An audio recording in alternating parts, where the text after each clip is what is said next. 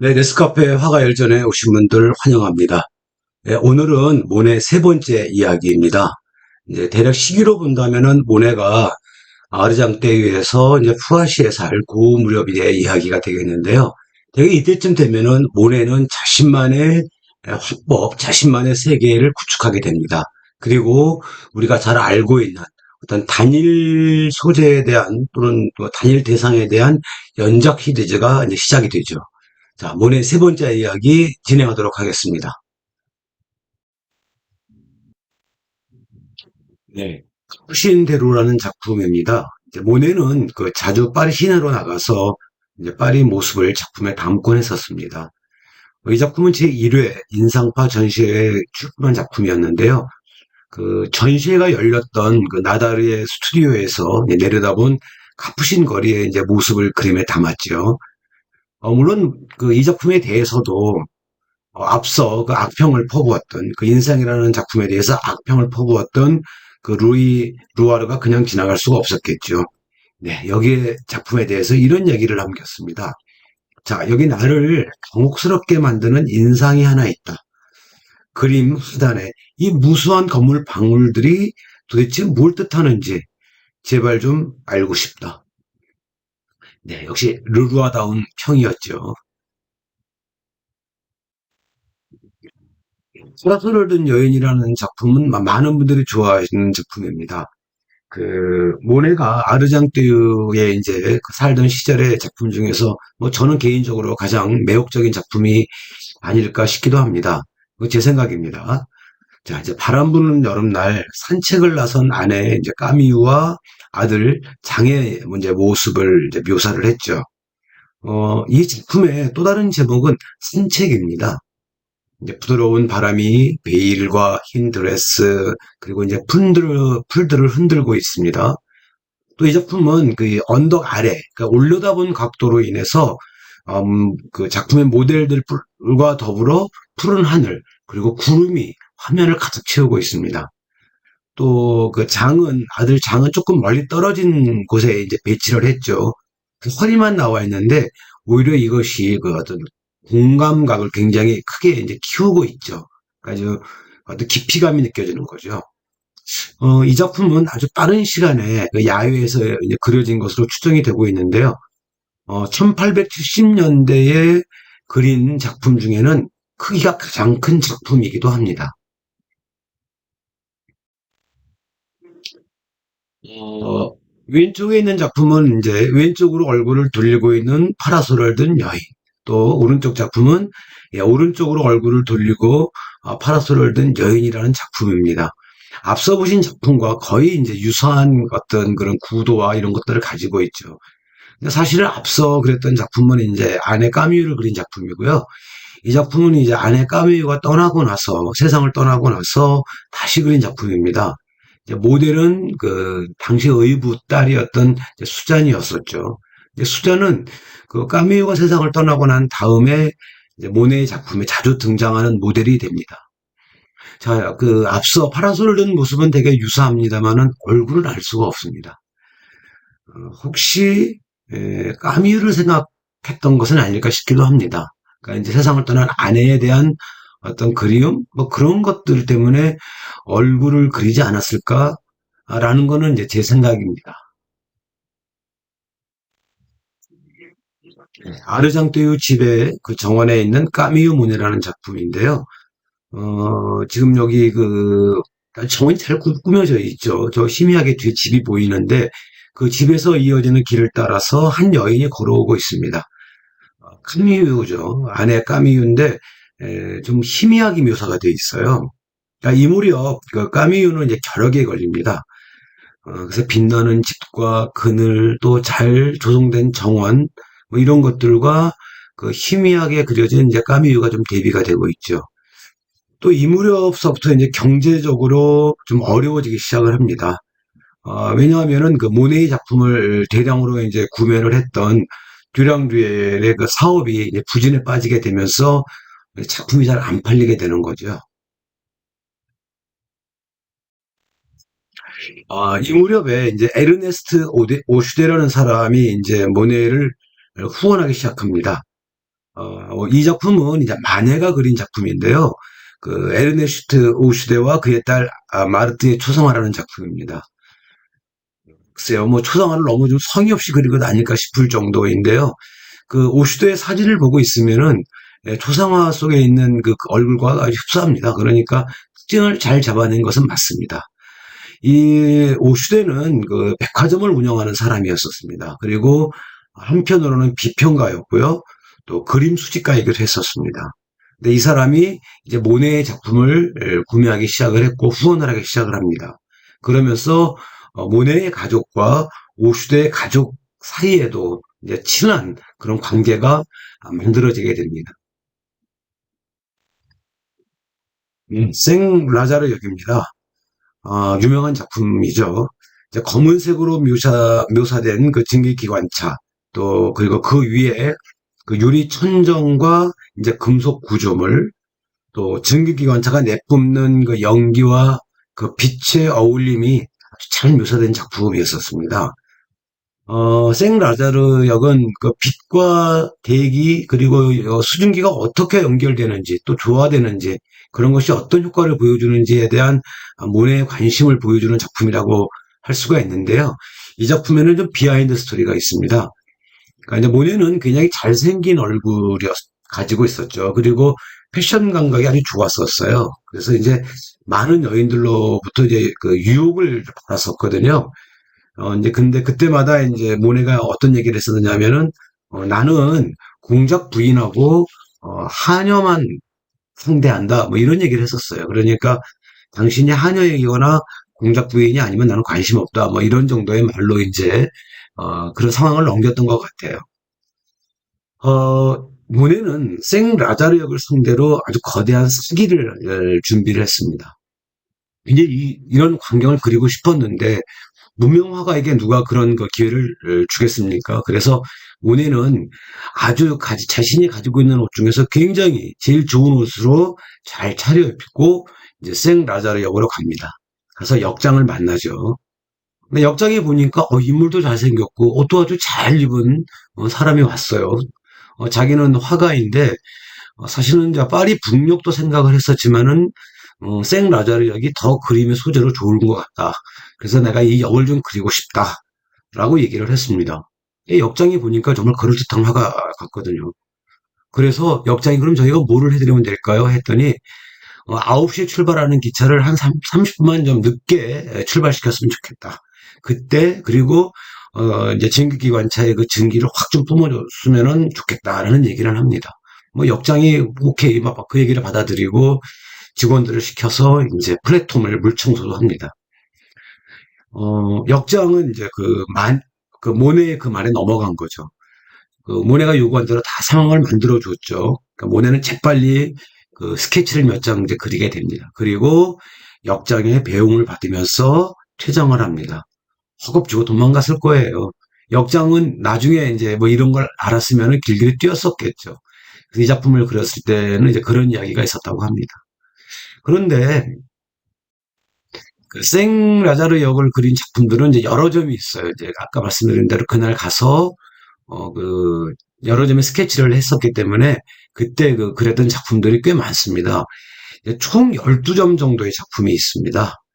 어, 그래서 한번 지금 작품을 좀 보시면은요. 네. 야, 마르모땅 모네 미술관에 있는 작품이죠. 그 유럽의 다리, 생 라자르역이라는 작품인데 그 오른쪽에 보이는 다리가 유럽의 다리입니다. 그래서 처음에 사람들이 그 유럽의 다리에서 생 라자르역을 내려다보는 그런 풍경을 그린 작품도 있습니다. 까이보트의 작품 중에 그런 작품이 있죠. 네, 이 작품은 또 그 햇빛의 효과를 또다시 한번 잡아본 작품인데 그러니까 앞서 보셨던 작품들, 그, 생 라자르 역의 그 연작이죠. 이런 것들이 전부 다. 그러니까 한 주제를 가지고 연작을 그린 어떤 그 시리즈로서는 이 작품이 최초가 됩니다.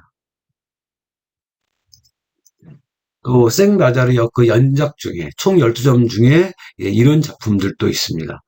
나중에 기회가 되시면 한번 찾아보시면 좋을 것 같습니다. 자, 어쨌든 간에 이제 이 작품을 그리고 난 그 다음에서부터 이제 그 경기가 폭락을 합니다.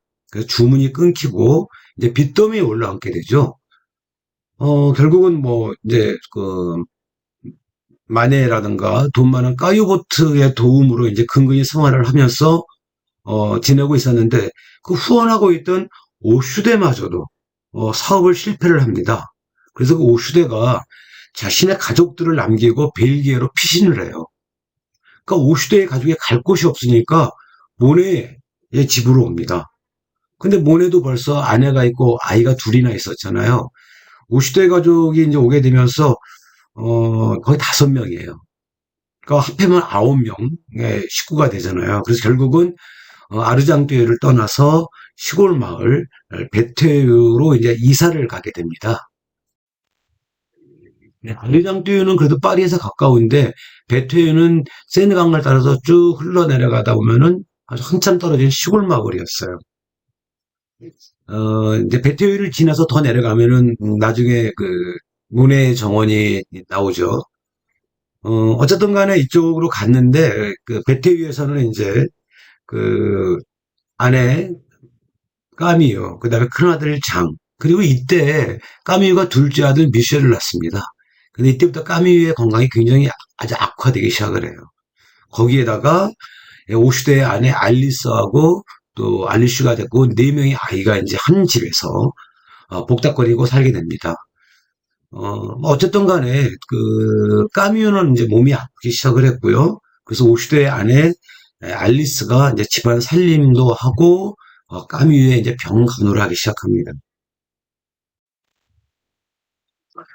임종화는 까미유 모네라는 작품인데요. 결국은 까미유는 이제 그 자궁 경부암으로 32살의 나이로 세상을 떠나고 맙니다. 근데 이제 이게 그 까미유가 죽은 모습, 바로 이제 막 임종한 모습을 그 모네가 그린 작품이에요. 그 마누라가 죽었는데 작품을 그렸다는 게 좀 이해가 잘 안 되지 않습니까? 그 아주 훗날 그 이제 모네의 친구였던 이제 클레망소, 나중에 이제 그 프랑스의 수상도 되는 사람입니다. 정치가였고 굉장히 뛰어난 사람 중에 한 명이었었죠. 1차 대전을 승리로 이끌었던 사람이었고요. 이때 그 클레망소한테 이제 이런 얘기를 이제 그 고백을 했다고 그래요. 내게 너무 소중한 한 여인이 죽음을 기다리고 있고 이제 죽음이 찾아왔습니다. 이제 그 순간 너는 너무 놀라고 말았습니다.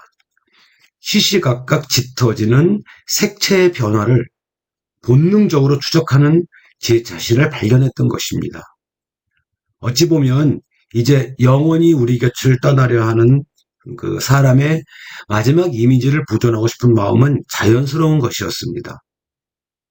그 특징을 잡아내야 되겠다는 생각을 떠올리기도 전에 저의 깊숙한 본능은 벌써 색채의 충격에 반응하고 있었습니다. 라고 고백을 했다고 합니다. 그러니까 어떤 색에 대한 그 모네의 집념을 볼 수 있는 뭐 그런 순간이기도 했지만 또 어떤 자료에 보면은요, 모네가 죽은 아내를 놓고 그림 그린 것에 대해서 나중에 후회를 했다고도 합니다. 베트유 화가의 정원이라는 작품인데요. 이제 이 베트유라는 데서 이제 떠나기 살다가 다른 곳으로 이사를 가게 되는데 그 떠나기 몇 달 전에 그린 작품입니다. 이제 햇빛과 다양한 색의 나무 그림자를 통해서 이제 이렇게 어떤 공간의 어떤 느낌을 이제 주고 있죠. 길이 위에서 아래로 이렇게 쭉 내려오고 있어요. 아이들과 그 옆에 있는 정원을 비교해 보면은 또 정원의 그 크기를 저희가 짐작할 수가 있죠. 또 각각의 색들이 이게 조화를 이루고 있습니다. 그러니까 되게 이 작품에서 이제 보면은 드디어 이제 모네가 색채에 대한 어떤 대가의 모습을 이제 보이기 시작을 합니다. 모네 자신만의 이제 기법이 완성되어 가는 그런 느낌이 이제 들죠. 네. 이제 그 베트에 살던 이제 모네는 결국 아이들의 이제 공부 때문에 조금 더 파리 근교 쪽으로 이제 다시 또 이사를 하게 됩니다. 그게 그 아리장토유까지는 못 갔지만은 이제 푸아시라는 그 근교로 이제 이사를 가게 되거든요. 근데 이 시기는 그 원숙기에 접어든 모네가 그 자신만의 독창성을 확보하는 시간이 되기도 합니다. 또 나중에 이제 그 둘째 아내가 될 그 알리스의 역할이 점점 커지는 시기였었고요. 다시 그 루앙 류엘의 그 후원이 진행이 되면서 앞날에 대한 또 기대를 하게 되는 그런 시기였죠. 그런데 푸아시는 사실은 모네가 좋아하는 장소가 아니었었습니다. 여기에 있을 때는 무슨 폐쇄 공포증 같은 그런 것도 느꼈다고 그래요. 그래서 그 모네는 이제 자주 푸아시를 떠나서 자주 이제 그림 여행을 떠나게 됩니다. 어, 푸르빌 절벽에서의 산책이라는 작품이죠. 이제 1882년이 이제 되면은 이제 모네는 그 어떤 인상적인 그 바위 절벽을 이제 그리기 시작을 합니다. 이 작품은 이제 밝은 분위기를 통해서 어떤 여름날의 어떤 즐거운 한때를 이제 떠올리게 하는 이제 그런 작품인데요. 이제 작품 속에 등장하는 파라솔을 든 여인은 알리스, 그 다음에 그 옆에 있는 사람은 이제 딸인 걸로 이제 추정이 됩니다. 그 두 사람이 이제 바다와 대비되면서 아주 상큼한 어떤 그런 인상을 좀 주고 있죠. 네. 에트르타 절벽 일몰이라는 작품입니다. 그러니까 푸아시 시절의 작품들은 이제 주로 그 노르망디 그 해안을 그린 작품들이 많습니다. 어, 이 작품도 어떤 그런 세부적인 묘사라기보다는 그 일몰 무렵에 그 절벽이 가지고 있는 어떤 그 느낌, 또 거기에 반사되는 그 빛과 또 바다에 출렁거리는 또 하늘의 어떤 그 구름, 어떤 이런 것들이 하나의 이제 인상으로 다양한 색들을 섞어서 조합을 이루었죠. 자, 이제 모네는 이제 영감을 줄 수 있는 새로운 집을 찾기 시작을 합니다. 이제 프랑스 전역을 대상으로 찾았다고 하는데요. 드디어 이제 모네는 지베른이라는 곳을 알게 됩니다. 네, 모네의 세 번째 이야기가 끝이 났습니다. 어떻게 보셨는지요? 예, 다음 시간에는 이제 모네의 마지막 이야기가 됩니다. 지베르니를 중심으로 그가 꾸몄던 정원 이야기, 그리고 마지막에 관심을 집중했던 루앙 성당, 또 노적가리, 수련, 이런 연작 시리즈가 서양의 미술사, 특히 중세 이후에 서양 미술을 찾고 있었던 신플라톤주의 미학과 어떻게 갈등을 일으키게 되는지 좀 그 이야기를 살펴보도록 하겠습니다. 함께 해주셔서 고맙습니다. 내용이 마음에 드셨다면 구독, 좋아요 눌러주세요.